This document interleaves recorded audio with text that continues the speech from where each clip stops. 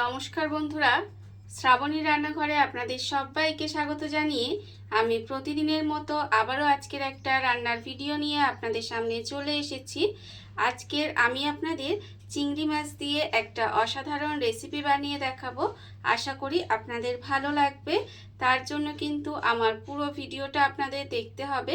আর দেখা শুরু করার আগে একটা লাইক দেবেন, ভিডিওটা সম্পূর্ণ দেখে সুন্দর একটা কমেন্ট করবেন আর শেয়ার করতে ভুলবেন না। তাহলে চলুন আজকের আমি এই চিংড়ি মাছের রেসিপিটা কিভাবে বানাচ্ছি সেটা আপনারা একবার দেখে নিন। রান্নাটা করার জন্য প্রথমে আমি এখানে দেখুন 4 পিস চিংড়ি মাছ নিয়ে নিয়েছি। আর এখানে কিন্তু চিংড়ি মাছগুলো খুব ভালোভাবে ছাড়িয়ে ধুয়ে পরিষ্কার করে রেখে দিয়েছি, আর এগুলো খোসা সমেতই রেখেছি। এইবারে দেখুন আমি চিংড়ি মাছের মধ্যে প্রথমে দিয়ে দেব এখানে নুন। আর চিংড়ি মাছগুলোর মধ্যে কিন্তু আমি একটু কাঠি ঢুকিয়ে রেখেছি, তাতে কি হবে চিংড়ি মাছগুলো সোজা সোজা থাকবে আর দেখতেও ভালো লাগবে। আপনারা কিন্তু এটা চাইলে নাও করতে পারেন। এবার দেখুন আমি নুন দিয়ে দিলাম আর দেব আমি এখানে হলুদের গুঁড়ো। এবারে নুন আর হলুদের গুঁড়ো দিয়ে খুব ভালোভাবে মাছের মধ্যে মাখিয়ে নিতে হবে।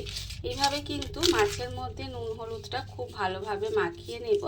আর আমি প্রতিদিনের মতো আপনাদের একটা কথাই বলবো যে প্লিজ আমার ভিডিওটা আপনারা টেনে টেনে দেখবেন না, পুরো ভিডিওটা দেখুন, আশা করি আপনাদের ভালো লাগবে। দেখুন আমি কিন্তু এখানে চিংড়ি মাছের মধ্যে খুব ভালোভাবে এখানে নুন হলুদটা মাখিয়ে নিয়েছি। আর এটা কিন্তু এইভাবেই একটু সুন্দর করে মাখিয়ে নিতে হবে। মাখিয়ে এটাকে আমি প্রায় 10 মিনিট মতো এইভাবে রেখে দেবো। এতে কি হবে মাছের মধ্যে নুন হলুদটা ঢুকে যাবে। দেখুন এইভাবে কিন্তু আমি এটাকে 10 মিনিট রেখে দেব। মাছটা আমি এখানে নুন হলুদ মাখিয়ে 10 মিনিট মতো এইভাবে রেখে দিয়েছি। আর দেখুন এটা কিন্তু আমার হয়ে গেছে। অন্যদিকে আমি এখানে গ্যাসটা অন করে একটা ফ্রাই প্যান বসিয়ে দিয়েছি। এইবারে আমি ফ্রাই প্যানের মধ্যে দিয়ে দেব সর্ষের তেল। এখানে কিন্তু রান্নাটা আমি সর্ষের তেলেই করব। তার জন্য ফ্রাই প্যানের মধ্যে সর্ষের তেল দিয়ে দিলাম। দিয়ে তেলটাকে প্রথমে খুব ভালোভাবে একটু গরম করে নেব। তেলটা আমার এখানে খুব ভালোভাবে গরম হয়ে গেছে। তেলটা আমি এখানে খুব ভালোভাবে গরম করে নিয়েছি। এইবারে দেখুন এই যে মাছগুলোর মধ্যে নুন হলুদ মাখিয়ে রেখেছিলাম সেই মাছগুলো কিন্তু একটা একটা করে এর মধ্যে দিয়ে দেব।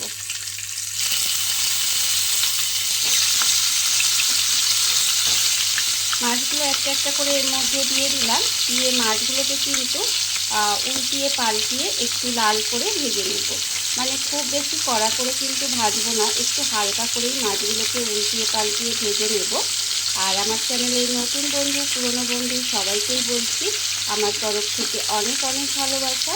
নতুন বন্ধুদের বলবো যদি আমার চ্যানেলটা সাবস্ক্রাইব করেন তাহলে পাশে থাকা বেল বাটনটা অবশ্যই প্রেস করে দেবেন, যাতে আমি যখন কোনো নিত্য নতুন ভিডিও আপলোড করব সবার প্রথমে আপনাদের কাছে নোটিফিকেশন চলে যাবে এবং আপনারা আপনাদের সময় মতো ভিডিওটা দেখে নিতে পারবেন।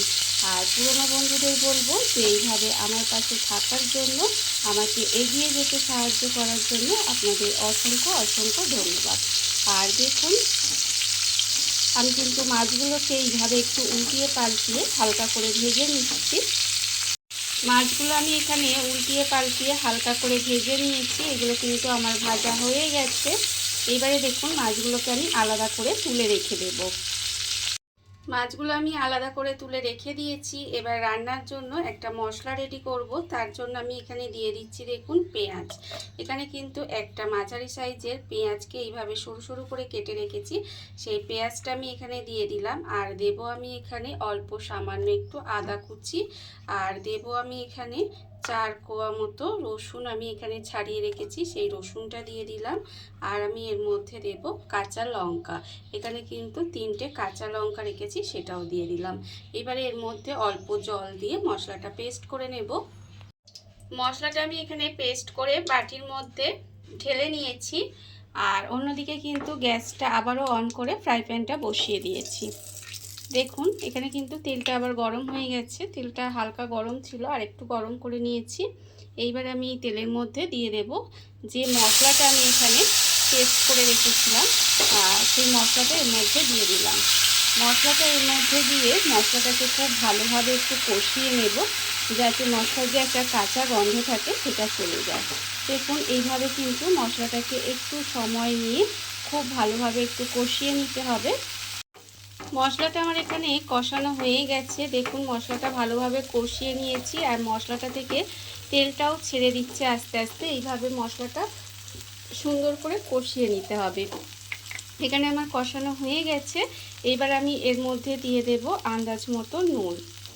এখানে কিন্তু আন্দাজ মতো নুন দিয়ে দিলাম আর দেব আমি এখানে অল্প সামান্য একটু চিনি দিয়ে আবারও কিন্তু মশলাটা খুব ভালোভাবে কষিয়ে নেব। খুব ভালোভাবে কিন্তু এই মশলাটা কষিয়ে নিতে হবে। আর আমি এখানে এই রান্নায় হলুদ গুঁড়ো ব্যবহার করব না। আপনারা চাইলে এর মধ্যে কাশ্মীরি লঙ্কার গুঁড়ো দিতে পারেন, তবে আমি এখানে সেটাও দেব না। দেখুন আমি যেহেতু ঝালের জন্য কাঁচা লঙ্কাই দিয়েছি আর এই রান্নাটা খুব বেশি ঝাল ঝাল পছন্দ ভালো লাগে না, একটু মিষ্টি মিষ্টি হলেই ভালো লাগে। দেখুন এবার কিন্তু মশলাটাকে এইভাবে সুন্দরভাবে কষিয়ে নিয়েছি। একদম যখন দেখবেন যে মশলা থেকে তেলটা আস্তে আস্তে ছেড়ে দিচ্ছে তখন কিন্তু আমি এর মধ্যে দিয়ে দেব এখানে আমি একটা 10 টাকার গুঁড়ো দুধের প্যাকেট। এখানে কিন্তু উষ্ণ গরম জলে গুলে রেখেছিলাম, সেই দুধটা আমি এখানে দিয়ে দিলাম।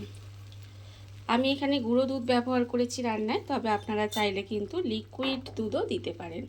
দেখুন এবার এটাকে আস্তে আস্তে এর সঙ্গে মিশিয়ে দেব। মিশিয়ে দিয়ে এটাকে ঢাকা দিয়ে কিছুক্ষণ এই গ্রেভিটাকে ফুটতে দেব। গ্যাসটা একেবারে লো টু মিডিয়ামে দিয়ে এইটাকে ঢাকা দিয়ে কিছুক্ষণ এইভাবে রান্না করে নিতে হবে। ঢাকা দিয়ে আমি এইভাবে কিছুক্ষণ এটা রান্না করে নিয়েছি।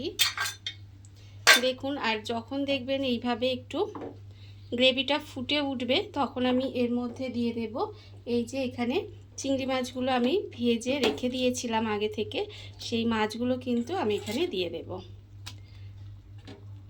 মাছগুলো কিন্তু এখানে এইভাবে দিয়ে দিতে হবে। দিয়ে এবার এটাকে আবারও একটু উল্টিয়ে পাল্টিয়ে ঢাকা দিয়ে এইভাবে কিছুক্ষণ রান্না করে নেব। এর ফলে কি হবে, মাছগুলো খুব ভালোভাবে সেদ্ধ হয়ে রান্না হয়ে যাবে।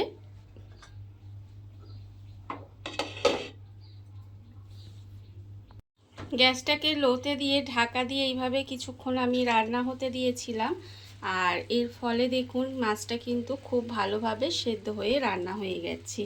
এইভাবে যখন দেখবেন গ্রেভিটাও বেশ মাখো মাখো হয়ে আসছে একটু, তখন কিন্তু ভাববেন রান্না হয়ে গেছে। এবার আমি নামানোর আগে এর মধ্যে দিয়ে দেব অল্প সামান্য একটু গরম মশলার গুঁড়ো। খুব ঘরোয়া সামান্য উপকরণে এই রেসিপিটা কিন্তু হয়ে যায় আর খেতে কিন্তু অপূর্ব সুন্দর লাগে। এটা আপনারা যে কোনো স্পেশাল দিনে বা এমনি যে কোনো দিনে কিন্তু এইভাবে আপনারা রেসিপিটা বানিয়ে দেখতে পারেন, খেতে কিন্তু অপূর্ব লাগে। আমার কিন্তু এখানে হয়ে গেছে রেসিপিটা। আমি এই একটু গ্রেভি রেখেছি কারণ ভাতে মাখিয়ে খাওয়ার জন্য। আপনারা যদি মনে করেন যে গ্রেভিটা আরেকটু শুকনো শুকনো করে নেবেন তাও করে নিতে পারেন। আমার এখানে রেডি হয়ে গেছে রান্নাটা। এইবার আমি গ্যাসটা অফ করে দেব, তারপরে ঢাকা দিয়ে কিছুক্ষণ রেখে দেব। তারপরে আমি আপনাদের পরিবেশন করে দেখাবো ঠিক কেমন হলো।